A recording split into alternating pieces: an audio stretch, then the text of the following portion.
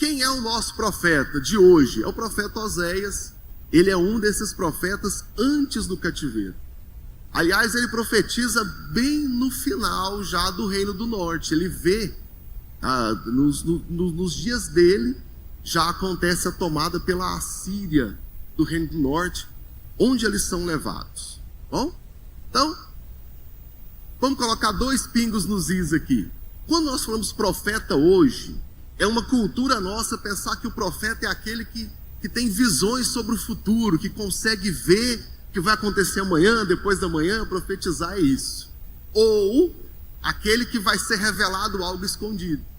Então é o profeta que sabe que você cometeu tal pecado, que brigou com o fulano, sabe o que você está pensando. A gente tem muito essa ideia hoje. Quando eu olho para o Antigo Testamento, o profeta não é necessariamente aquele que tem visões o tempo todo, mas é aquele que ensina o povo e que vê os desvios doutrinários, os desvios religiosos e condena esse desvio. Então o profeta não necessariamente é alguém que tem visões o tempo todo, mas é alguém que ensina o povo. E aí, vou repetir o que eu vou falar até o final da aula, é o convite ao arrependimento. Esse é o profeta. Nós classificamos os profetas entre maiores e menores. Esse é o outro pingo no i. Não é que eles são mais ou menos importantes, tá? É o tamanho das obras. Então nós classificamos na Bíblia, os primeiros profetas são os chamados maiores, são livros grandes, Isaías, Jeremias, tá? Isaías, por exemplo, tem 66 capítulos. Então eu chamo de profeta maior. Obadias tem 1 capítulo. Eu chamo de profeta menor. É só isso. Lendo o livro de Oséias, lembra do meu convite. Assiste a aula domingo, durante a semana, lê o livro de Oséias. Vocês vão entender muito mais a complexidade do tema. Eu vou encontrar uma revelação, um tipo de história viva em relação à natureza do pecado. Como o meu pecado ofende a Deus. E como o amor de Deus é muito maior que o nosso pecado. A ponto de não olhar para o nosso pecado, porque o seu grande amor quer essa restauração. E uma lição do livro de Oséias é justamente essa. O nome Oséias significa mais ou menos ele salva, ele busca, ele o Senhor. Tá? Em hebraico é muito parecido com o nome de Josué, Joshua, e que é o nome de Jesus. Tá? É uma pronúncia muito parecida. Quando Isaías profetiza acerca de Jesus, ele vai dizer, virá o Yehoshua, virá o Jeová é salvação, Yehoshua. E o nome Joshua está muito próximo ali, o nome de Oséias também. Tá? Oséias profetizou por cerca de 20 anos, mais ou menos, de 750 a 730 antes de Cristo. Tá?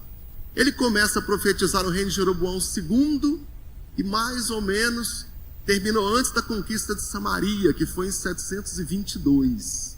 Então nós temos a data muito precisa, com um bom grau de precisão, ali no século VIII antes de Cristo. Naqueles dias a situação financeira até que era boa. Havia boas relações comerciais, havia um comércio muito saudável. O problema não era financeiro, mas era a corrupção religiosa. E é aí que o profeta Oséias vai começar a falar. Eu tinha pobres sendo oprimidos. E é uma das denúncias de Oséias. Olha, um povo que diz que adora e que ama a Deus e que menospreza o fraco, essa religião não é verdadeira. Essa religião é falsa. Que não cuida dos pequenos, essa religião é falsa. E aliás, pode ter gente perguntando assim, mas por que estudar o Antigo Testamento se ele não é válido para hoje? Bom, vamos corrigir essa frase? Se não fosse válido para hoje, não estaria nas nossas Bíblias. Ah, mas está aí na Bíblia para poder contar a história. Ah, se é para contar a história, vamos colocar aí livros do Cícero, do Platão, do Aristóteles, não vamos, não, contar a história. Então, vamos lá. O Antigo Testamento é válido para hoje, como o Novo Testamento. Eu tenho pelo menos 3 classes de leis, eu gosto de classificar assim. Eu tenho lei cerimonial, lei moral e lei civil.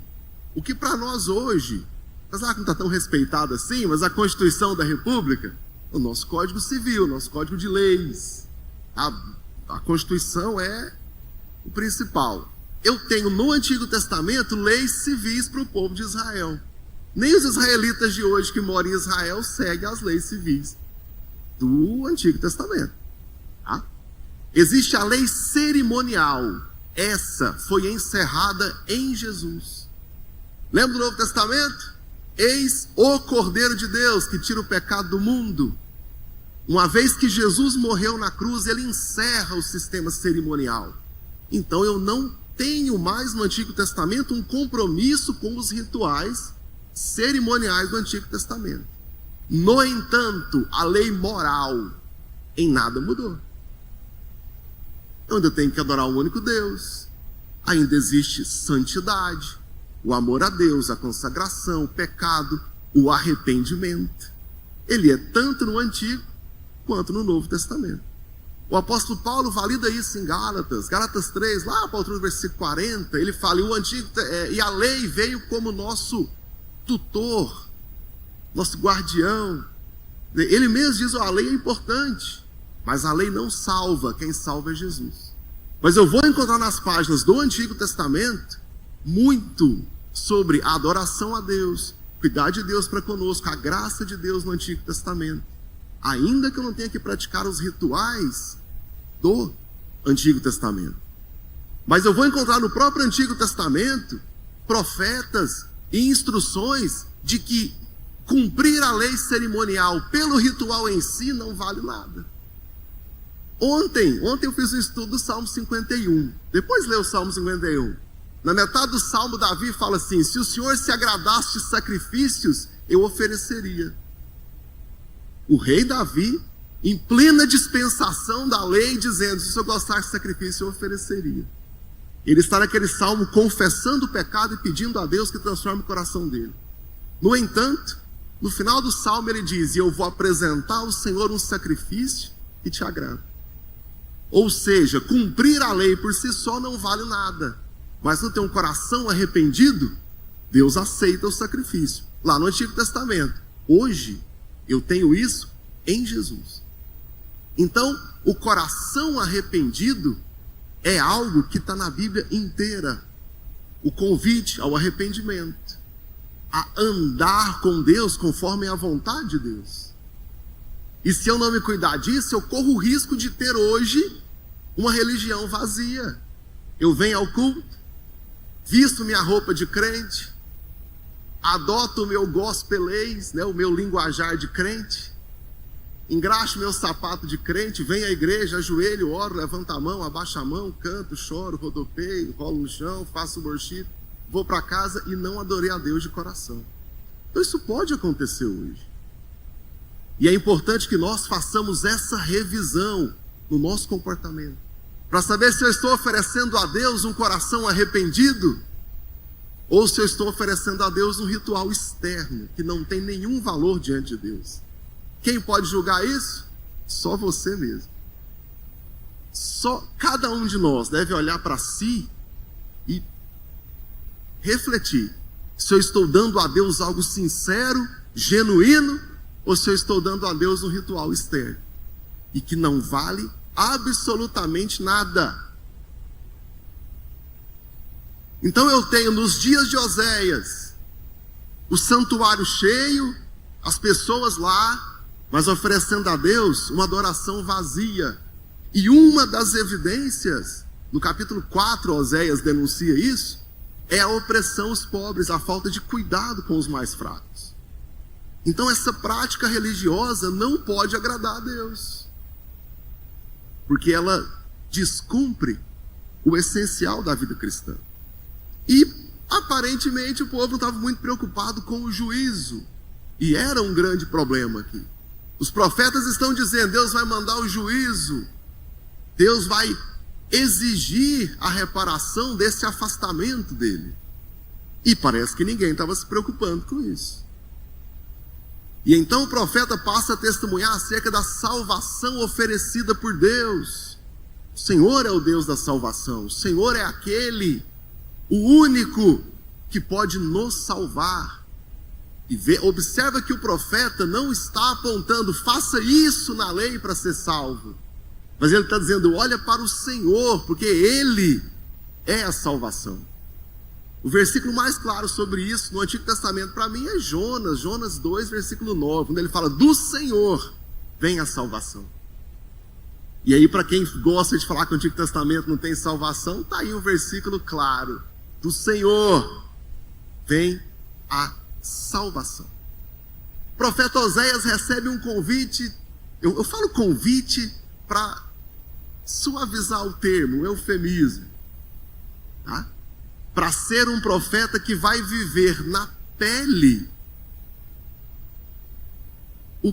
a mensagem que ele tinha para o povo. E o grande chamado aqui é o casamento dele com Gomer. Nós lemos na introdução. Essa mulher, ela era uma sacerdotisa cerimonial de um templo de Baal. Pessoal, Baal é um nome genérico, mas tem Baal um monte de coisa. Mais ou menos, tá? Mais ou menos. O conceito que hoje tem da Nossa Senhora. Não tem Nossa Senhora de Vir, Nossa Senhora de Lourdes, Nossa Senhora... Tem um monte de Nossa Senhora. Tá? Baal. Apesar que Baal também significa marido. É muito difícil para os tradutores aqui saber se eu estou falando do marido ou de um deus pagão. Mas tem um deus cananeu aqui, Baal, e ela é sacerdotisa cerimonial. As crianças foram para a salinha. Ela era uma prostituta cerimonial. Mas não entenda como sendo uma prostituição remunerada como nós conhecemos hoje. Esse ato praticado dentro do templo é um tipo de adoração a esse deus, um deus da fertilidade. Então, na cultura cananeia, não era prostituição, não era adultério, não era fornicação, não era nada. Era adoração ao deus Baal. O ato sexual que acontecia dentro do templo. E ela era uma dessas prostitutas cerimoniais. E aí, Deus fala para ele casar com ela. Coisa, hein? Eles têm 3 filhos. Ela volta para o templo de Baal, fica lá por um tempo, depois ele vai lá, compra a mulher e traz de volta para ser esposa dele.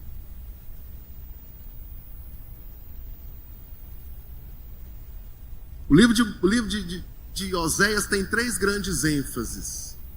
A fidelidade, a primeira, a fidelidade, a misericórdia e o amor de Deus. O amor de Oséias pela esposa e o compromisso que ele tem com Gomer, apesar dela não ter um compromisso com ele, é uma representação do amor de Deus pelo povo. O livro de Oséias é muito duro para nós. Muito, muito. Eu disse para os irmãos que ao estudar os profetas menores, nós vamos fazer uma depuração, uma revisão na nossa vida espiritual. Porque muitas vezes nós damos ênfase àquela mensagem que fala que você é a menina dos olhos de Deus, que você é o espelho, que você carrega a luz de Deus, você é o coitadinho de Jesus. Tudo bem, isso acontece, isso é verdade. Nós somos isso, mas não apenas. Que eu olho para Oséias e a mensagem de Oséias é: você, povo, é aquela sacerdotisa cerimonial que não merece, mas eu fui lá e te tomei como esposa, te tirei daquela vida. E sabe o que você fez? Voltou para aquela vida. Sabe o que eu fiz? Fui lá e te busquei de novo.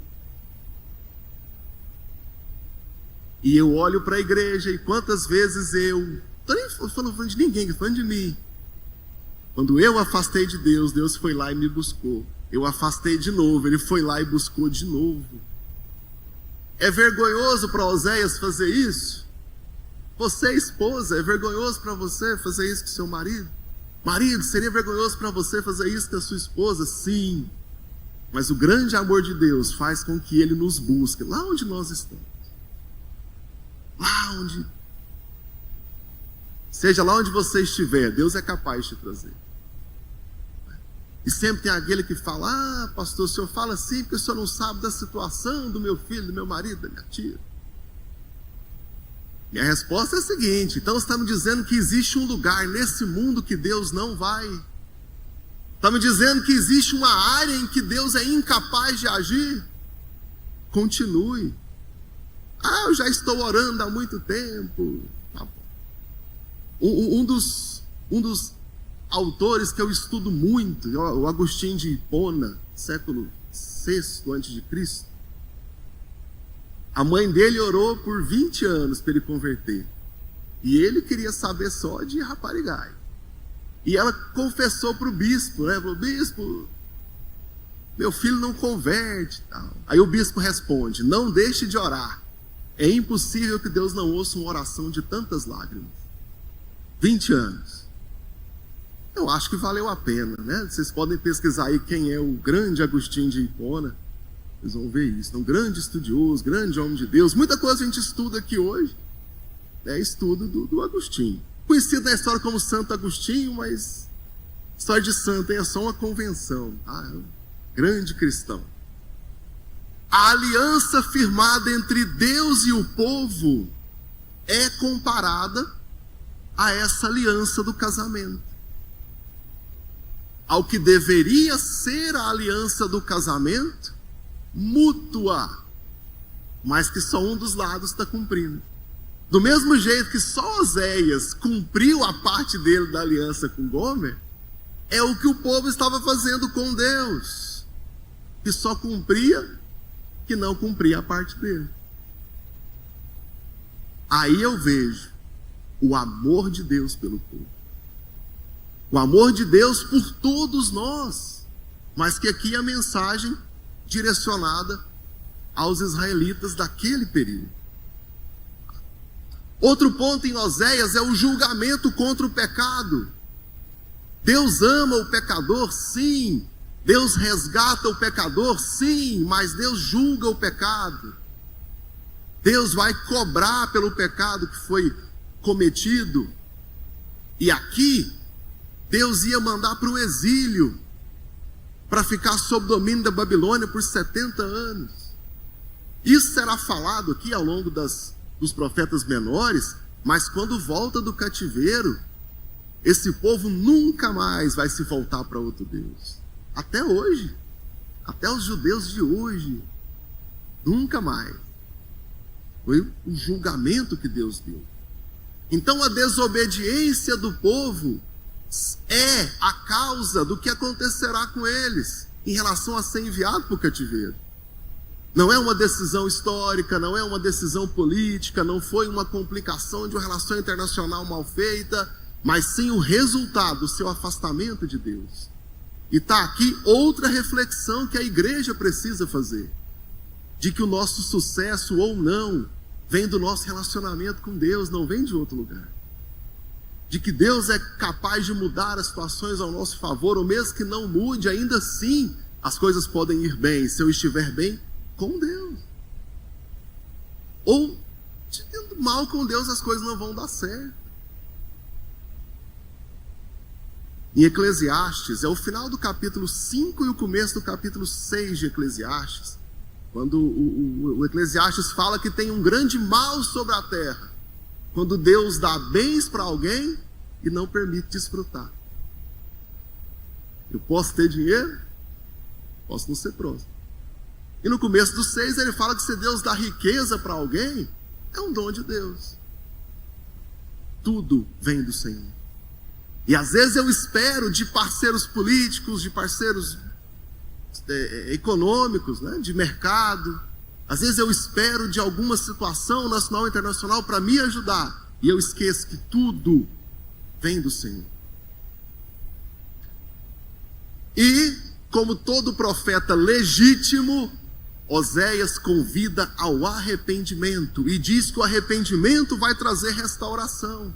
De que apesar do exílio vir, da Babilônia dominar o povo, não, Deus não vai abandonar naquela situação, que Deus vai trazer o povo de volta.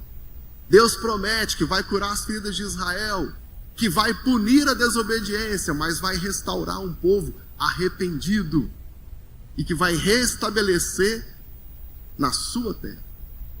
E ao longo de todo o livro de Oséias, nós vamos perceber esse convite de que o arrependimento traz restauração.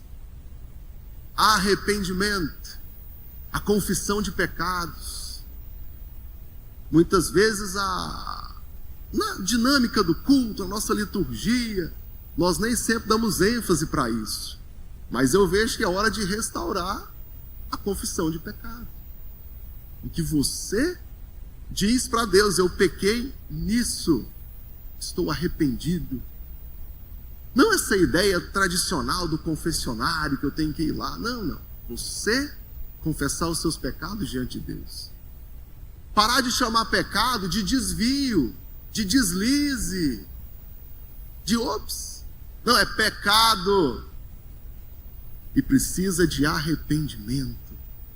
E talvez a falta de restaurar esse relacionamento com Deus seja o que falta na minha vida e na sua. Restaurar esse relacionamento com Deus.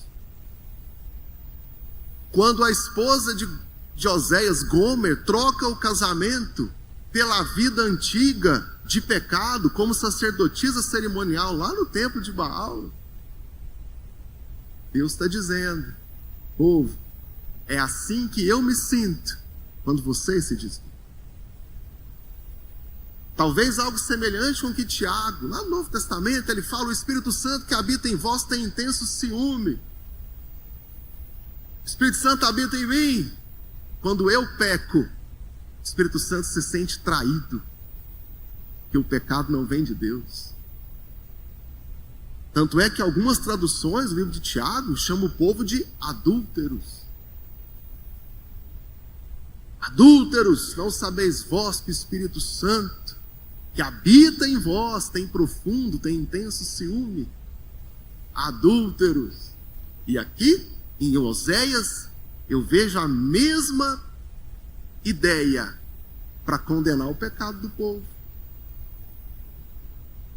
A nação estava infiel a Deus, entregue à idolatria, entregue à perversão moral, se afastando do povo.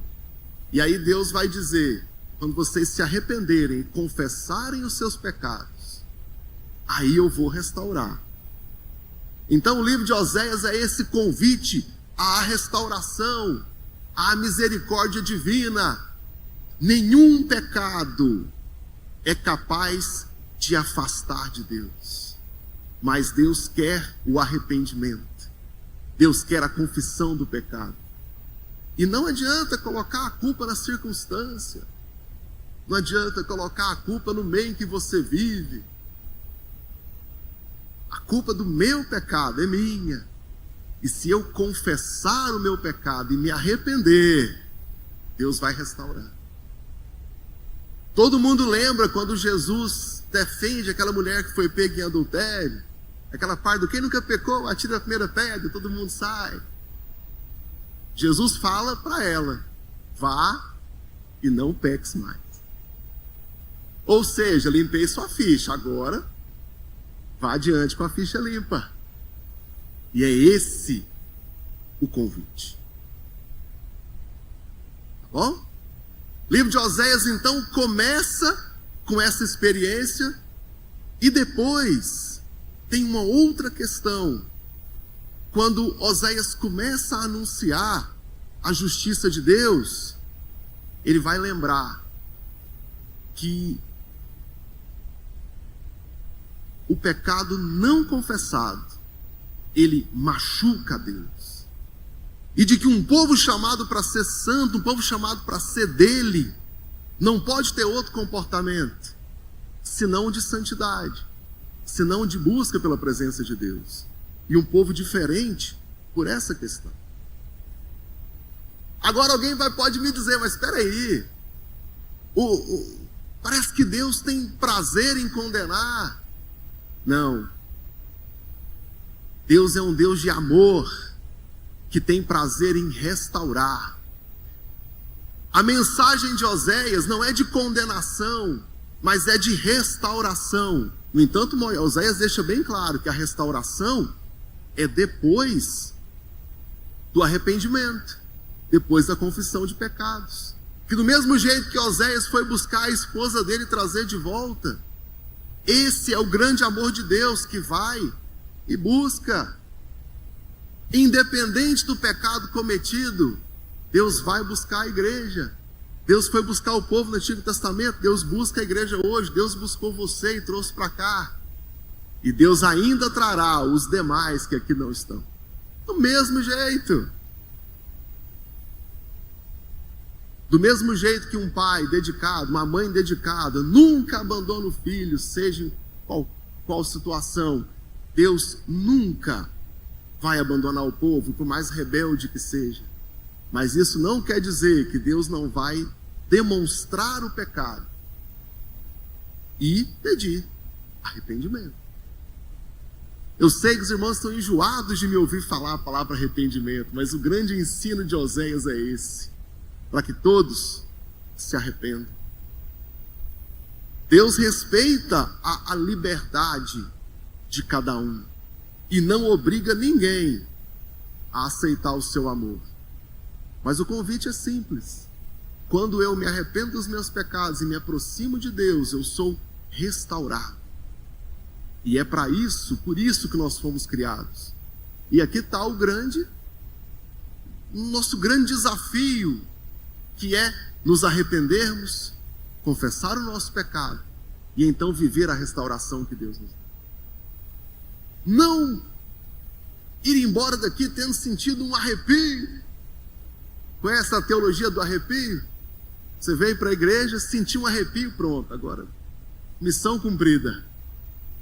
Aí tem aquele acorde certo que dá o arrepio em você, tem aquela nota tocada no momento certo que dá o arrepio. O arrepio é bom, funciona. Mas o que Deus exige de nós, além do arrepio, é o arrependimento genuíno e a restauração do relacionamento com Ele. Todos nós devemos nos voltar para Deus.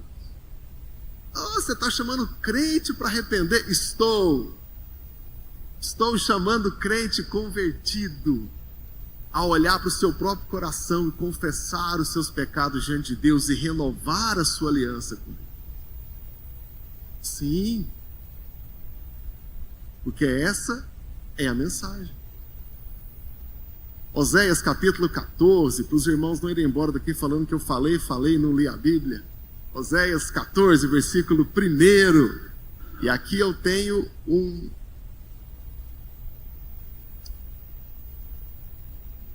resumo do grande clamor de Oséias. Oséias 14. Vou ler na Nova Almeida atualizada. Diz assim: Israel, volte para o Senhor, seu Deus, porque você caiu por causa dos seus pecados. Tragam palavras de arrependimento e converta-se ao Senhor, dizendo: perdoa toda a nossa iniquidade. Aceita que o Senhor é bom, e em vez de novilhos, os sacrifícios dos nossos lares. Veja que eu estou durante a dispensação da lei, e o profeta dizendo: tragam os lábios, não os novilhos. Aceita o Senhor e se converta a Ele. O que Deus quer de todos nós é um coração convertido e arrependido, que adora a Ele, que tem compromisso com Ele. Quando esse coração arrependido, comprometido com o Senhor, canta, ora, traz a sua oferta, traz o seu dízimo, se compromete, Deus recebe nos céus. E a base de tudo é quando o nosso coração está derramado diante do Senhor, quebrado, arrependido. Se nós, começando de mim, nos arrependermos agora, Deus vai restaurar tudo aquilo que você tem tanto pedido ao Senhor, colocado na sua cartela de oração, pedido a Deus. Se eu arrepender e confessar os meus pecados diante do Senhor. Vamos orar juntos então, pedindo a Deus que nos ajude nesse momento. Feche os seus olhos. Meu Deus, obrigado pela sua palavra, pela Sagrada Escritura, que podemos aprender com ela a vontade do Senhor. Deus, coloca em nós esse coração arrependido, que clama pelo Senhor diariamente, que confia no Senhor, que espera a restauração pela sua graça maravilhosa. Deus, nos liga de volta no Senhor, nos dá esse coração arrependido e comprometido com o Senhor e com a sua obra. Meu Deus, restaura as nossas vidas, restaura aquele sonho que já foi até esquecido. Restaura, Deus. Nos leva para o centro da sua vontade. Meu Deus, tem misericórdia de nós.